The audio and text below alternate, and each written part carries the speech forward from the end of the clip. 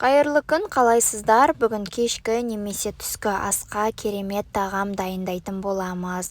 Өте оңай жасалады. Бізге алдымен фарш қажет болады. Жібіген оны табамызға кішкене май құйып, араластырып отырақ қуыратын боламыз. Кішкене қуырғаннан кейін осылай суы шығады.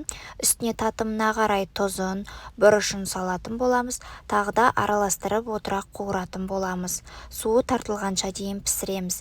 Екінші табамызға картопты суға пісіріп аламыз. Татымына қарай тұзын саламыз. Мінекей біздің фарштарымыз пісуге жақын қалды. Кішкене уақытқа қалдырамыз енді. Оған дейін қызанақтарымызды әдемілеп жіңішке етіп кесіп шығамыз.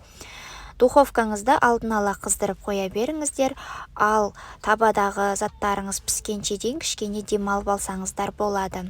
Бізге енді сары май қажет болады. Картопымыз пісіп дайын болды. Суын төгіп тастаймыз да сары майды салып, жақсылап езіп аламыз. Байқасаңыздар, бұл пюре ретінде емес, оған сүт қосады ғой, мен сүт қосқан жоқпын. Басқа табаққа енді 2-3 жұмыртқаны жарып, кішкене тұзын сепсеңіздер болады. Жақсылап араластырып аламыз.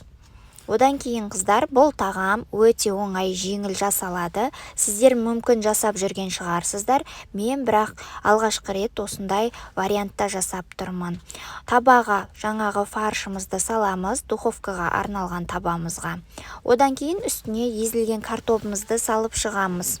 Картопты да жайлап, жақсылап жайғастырамыз. Бұл мясо по-французски деп аталатын тағам мен әрдайым жасап тұрамын, бірақ дәл осы әдіспен бірінші рет жасап тұрмын және көңілімнен шықты.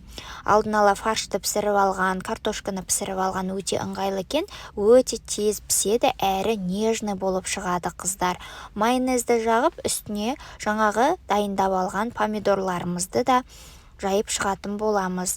Қыздар, парақшам пайдалы, менің YouTube каналыма тіркеліп алыңыздар, әртүрлі қызықты рецепттермен тегін бөлісіп отырамын. Үстіне теркіден өткізілген сырды сеуіп, духовкада 15-20 минутта 200 градуста пісіріп алатын боламыз. Бетіне жаңағы жұмыртқаны себуді ұмытып кетпеңіздер. Духовкаға да пісіріп аламыз. 15-20 минутта пісе қояды қыздар. Өте дәмді, енді кешкі немесе обедкі түскі асқа дайындасаңыздар болады.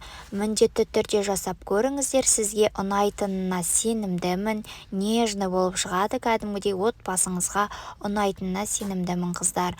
Міндетті түрде жасап көріңіздер, ас болсын. Каналға тіркелуді ұмытпаймыз.